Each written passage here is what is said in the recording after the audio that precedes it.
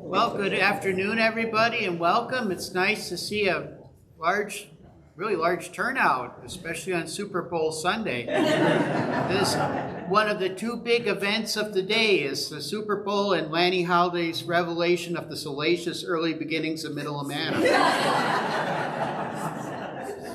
So, without further ado, I know there are a lot of Midler here, so we'll get started with that paper. And Lanny, of course, is the former executive director of the Amana Heritage Society and the archivist for the church these days. Done a lot of work in the church archives, as we've talked about the last couple of weeks, and he'll be talking on "It Takes a Community to Raise a Village: The Settlement of Middle." So here's Lanny.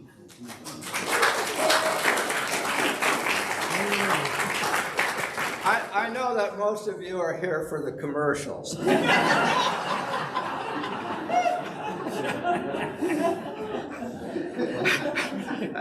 Actually, I've got to start with full disclosure. Okay, the village of Middle Amana raised me, and I've lived there most of my life, and I'm currently a resident of Middle Amana. But still, I assure you that this presentation is going to be very objective. Mostly anyway. The history of the community of True Inspiration is often divided up into three periods that are delineated by major geographic relocations, from Germany to New York State, from New York to Iowa, so that you have, this is what happened in Germany, things were like this in Ebenezer, and here's the history of Amana. But when we divide it up like that, we need to be careful not to overlook those transitions, those relocations. As Peter pointed out in the testimony he read in church this morning, those can be stressful, trying times. I mean, if a move can make or break a relationship, right? and if you're talking about a community moving, they already have the stresses of what's happening in that community, and then pile on that the challenges of the geographic move, major move. So I think that looking at the settlement of Middle Amana is really a good way to appreciate the magnitude of those relocations. And it's also an example, and this is, I think, the most important, and it ties right into what Peter was saying in church again this morning. It really shows that what people can accomplish when they have a common faith, a common goal, and common labor. So that's the story of Middle Amana that I want to tell today. But maybe it should be Amana Amek. Okay? Middle Amana wasn't always known as Middle Amana. It started life as Amana Amek, or Amana at the corner. Okay? So I'm kind of glad we don't say corner Amana today. But then you'd be extras. But it began life on 8 November 1861, when the Bruderrat, that is the Council of the Brethren, the governing council of the community, met, and their first resolution for that day was, I'll quote it here, "Der Anfang mit Amana Amek soll nächsten Frühjahr gemacht werden." Okay, the beginning of Amana at the corner should begin next spring. That would have been the spring of 1862. And it goes on to say that the first things constructed should be a kitchen house, 2 residences, and a barn. And that the Murbach family should be the ones to oversee the beginning construction of the village. Then, and Gottlieb Scheuner in his history of the community, which by this time, by 1862, Gottlieb Scheuner is not writing a history so much as a chronicle. He's recording experiences that he's there participating in. So it's a chronicle. And he notes on the 20th of March, 1862, the first people arrived in on Amana, I should say. And that is the Ulrich Moorbach and the Nicholas Roth families come to Middle Amana in March of 1862. Now, he mentions that the place for the seventh village had already been determined for some time. It was to be where the bluffs stretch further south into the river valley and form a corner. For this reason, it is to be named Amana Am Ek. And if you look at the topographical map, you can see by the contour lines, it does. It's kind of, the contours stick around, the bluffs kind of make a, if it were surrounded by water, it would be like a peninsula sticking out there. And here's an aerial view that kind of shows the same thing, with the bluffs coming out, coming around, and then following the highway back. So it is a natural thing to call it Amana Amek because there is that corner. Think of the plant curve, okay? that's the ek coming around. He goes on to say, and I have to quote this too because I couldn't say it myself. Scheuner notes that the beginning of the village was to have already begun the year before, but the purchase of homestead got in the way.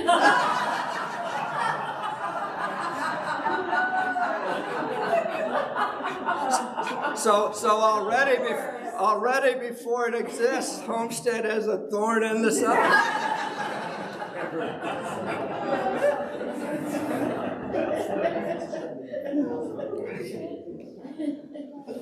This is on the 26th October of 1862, really less than a year since that Bruderrod had decided to get things started, Christian Metz and some others came to Middle Amana to hold the first worship service in Middle on the 26th of October, 1862. And at that time, after the church service, Christian Metz delivered a testimony. So that's the date of the first testimony in Amana Amek at the same time. But if you notice in the if you notice on the title of the testimony, it says Middle Amana. Okay, and the reason it has become Middle Amana, as is explained at the end of this testimony. After Christian Metz's testimony, the scribes asked, well, you know, we always record the date and the location. What are we going to call this place? Apparently, it had already been kind of referred to as Middle Amana, and then there was Amana Amek. So they asked, are we going to put down Amana Amek or Middle Amana? And everybody got together. It says that the brethren got together and they decided it was to be Middle Amana. And Scheuner adds, which made good sense since it was in the middle of all the villages. Now, just a couple firsts. Important event in the early days of Middle Amana is when George Weber arrives in Middle. He takes on the leadership role as the first elder, very important person in the history. And then the Fritz family, that they get first prize for firsts. Okay. Because Johann Fritz was the first birth in Middle Amana on 4 September 62, and the first death was Philip Fritz on 12 October 1863. Now, Philip Fritz was not buried in Middle because they didn't have a cemetery yet. The first burial in Middle is Margareta Elizabeth Ruff, who died in, can't really read the tombstone. 64. Who died in 14 September 1864. Now, At the end of each year in his chronicle, Gottlieb Scheuner gives kind of a commentary summing up the year. And at the end of 1864, he writes this. This year, about 220 people came to Amana, most of these to Middle Amana, so that most building took place there. The entire community worked together on this common goal, so that it was a great joy and a wonder how the houses seemed to spring up from the earth, and in a short time an entire village stood where 2 years before there was nothing. If not a work of God, it would have been unimaginable. So I want to look a little closer at what Scheuner's talking about, because he might have been exaggerating just a little bit. You have to remember that the settlement of all Amana in the 50s and 60s is that migration from Ebenezer, New York to Amana. By 1861, Ober Ebenezer and Neu Ebenezer had been pretty well cleared out. Everyone had come to Amana. But when the Bruderrad made that decision to start construction in the end of 61, Middle Ebenezer and Nieder Ebenezer, the two largest villages, were still intact. And so that there was an urgency to get things done so that these Ebenezer folks could come to Iowa. Scheuner notes some things throughout his history. And in October of 62, he mentions that a letter from Ebenezer to Amana says that land sales are going well, so that we can come as soon as you can handle us.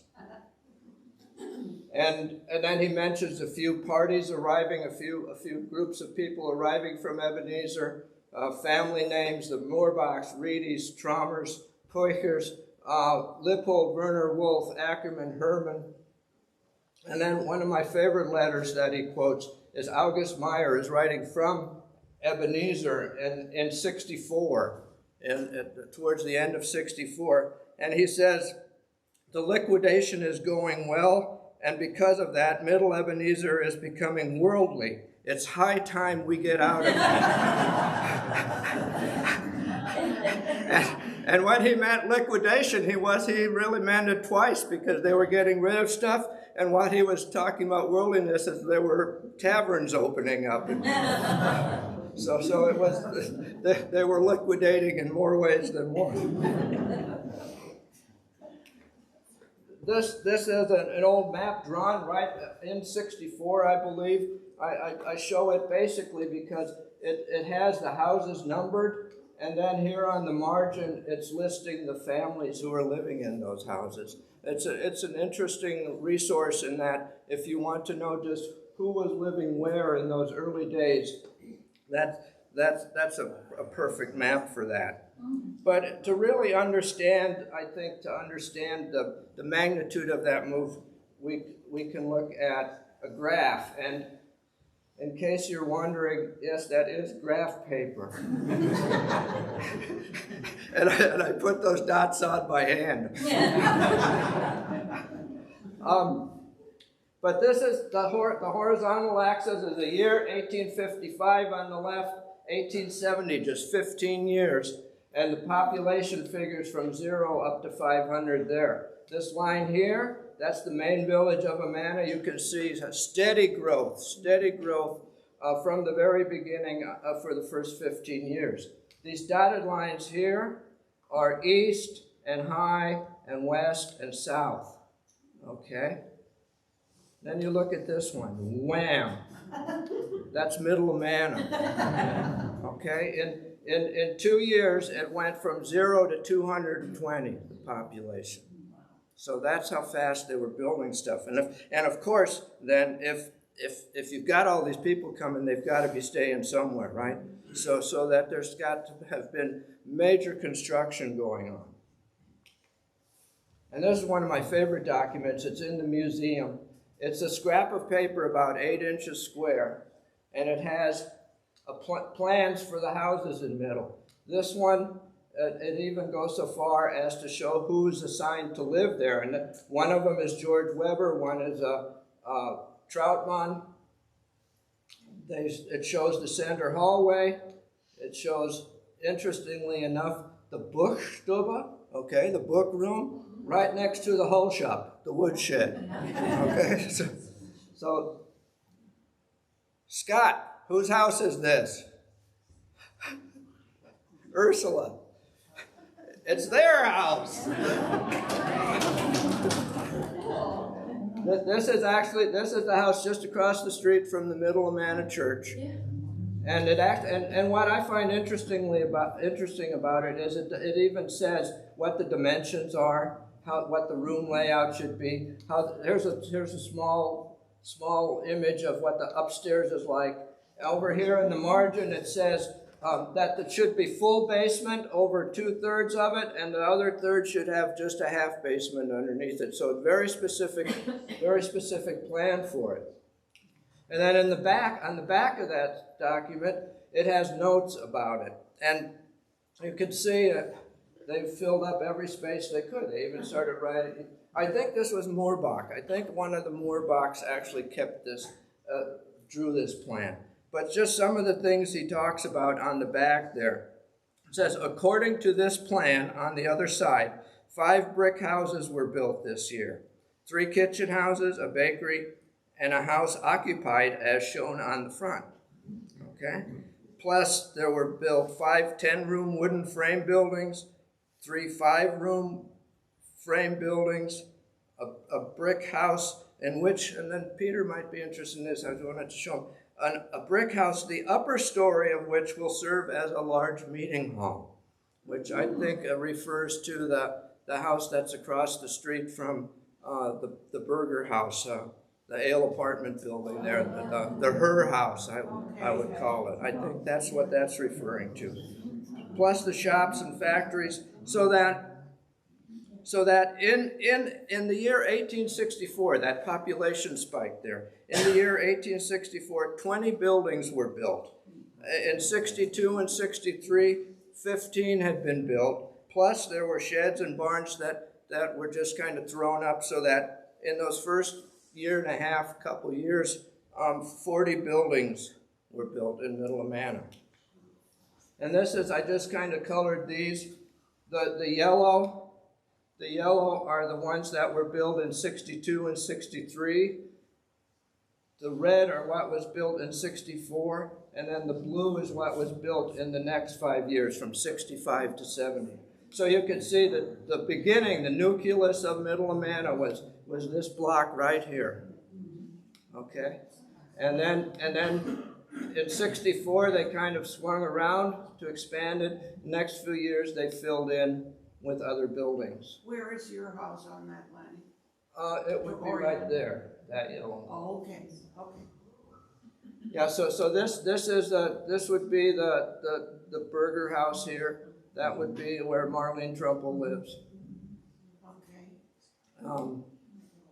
Where Sandersfeld lives, the Reddick House there. So that was really the central block in the construction of Middle. So the question, of course, is, well, how did they do it?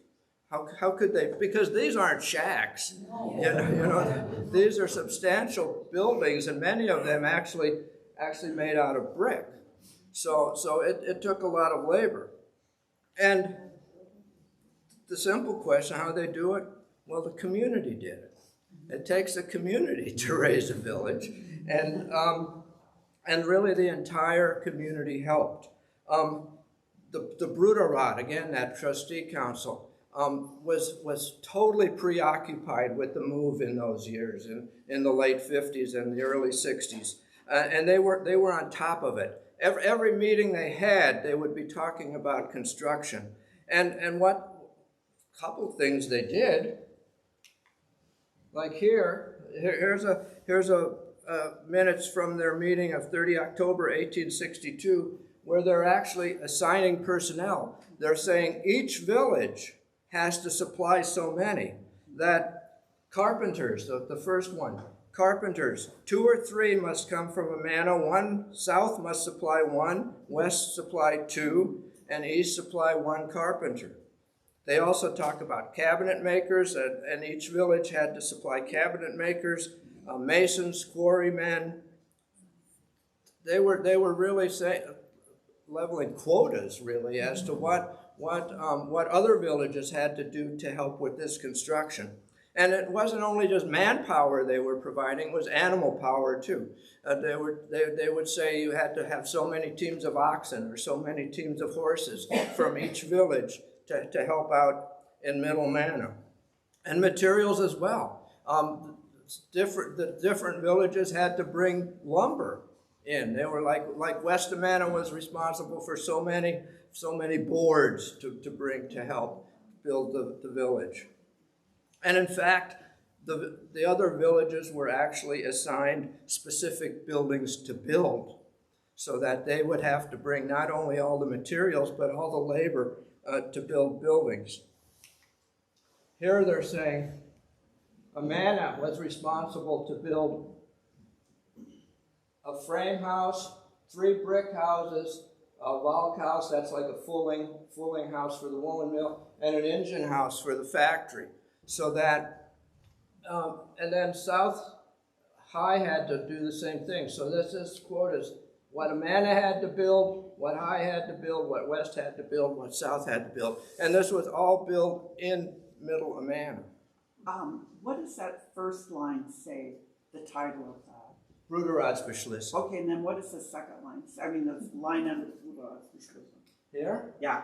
Of what's to be constructed in Middle Amana, this is what the following has to supply.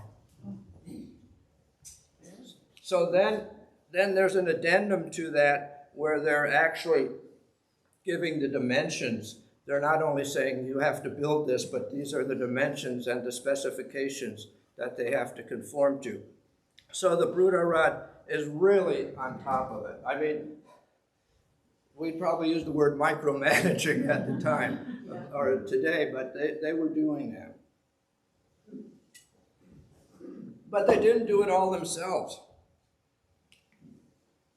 Christian Metz wrote a letter back to Ebenezer from Amana in May of '63. And he kind of summarized the construction. He goes, 3 brickyards have been established, including 1 in Middle Amana.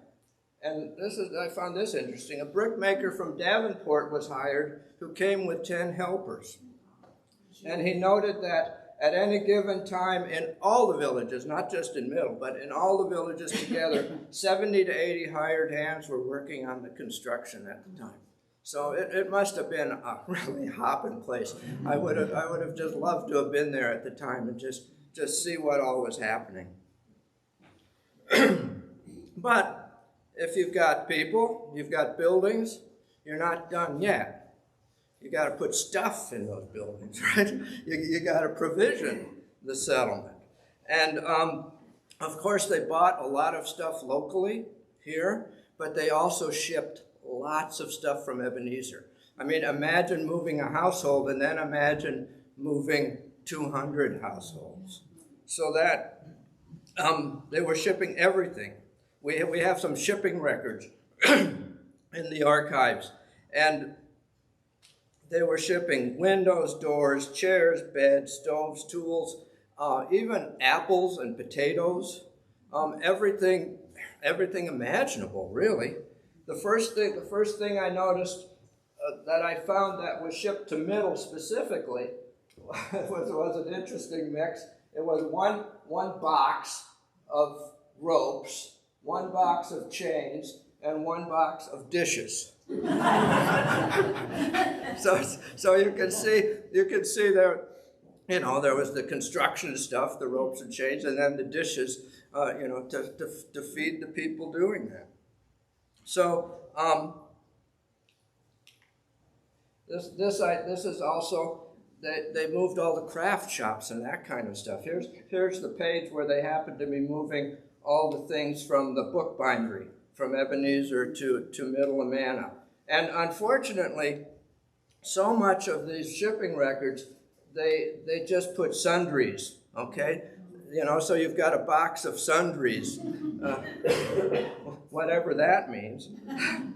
But one thing it means, every now and then they would detail the sundry. So this is in box number 4488, okay?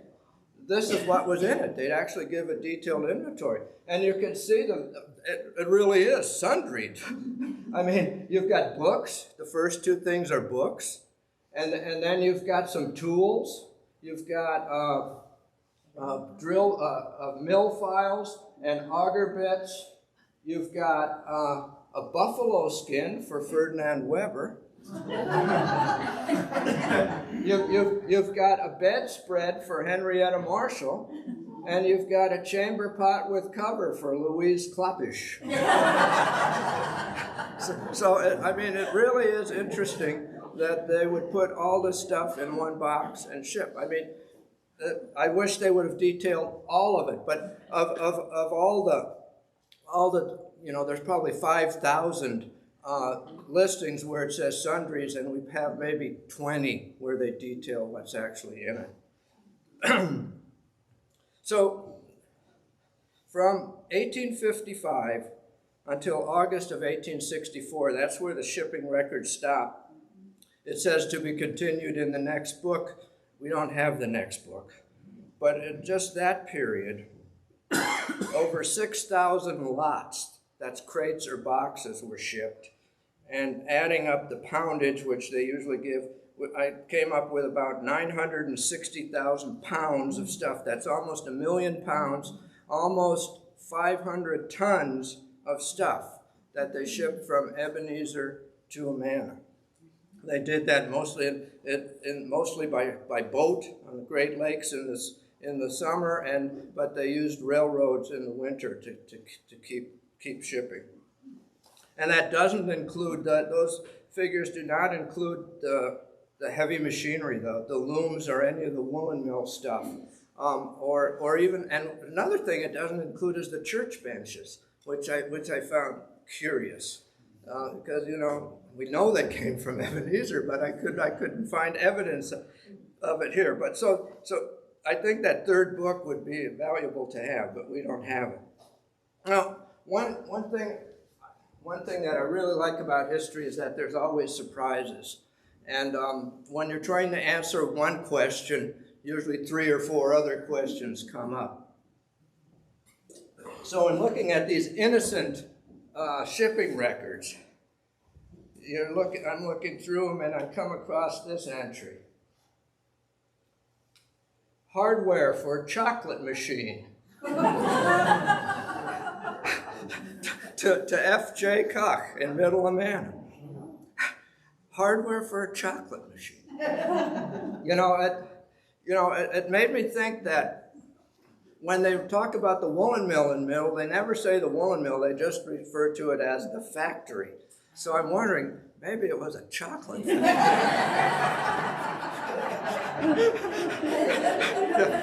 Willie Winsenreid and the chocolate. But again, you know what? Where's that from? What does that mean? And I've got no idea. So just want to kind of show some characteristics of Middle that I find interesting, that kind of give it its character. One of the things I like to do is compare Middle, the layout, the square block layout, to the first village, Amana here. Amana is really much more like a European village with a long, straggly street with side streets coming off of it, while Middle Amana is laid out a classic American square block fashion. The other thing is you've got to remember the road from Amana to High was there before Middle was, right? High had been built already 6 years earlier. So here's the road coming around here, and if you notice, it stays down on the bottom. It doesn't come up onto the hill. It essentially follows down here. It's like right below my house, okay? In fact, when I was a kid, there were still remnants of that road down there. You could still drive from over here by the refrigeration plant entrance and come out over here on a dirt road.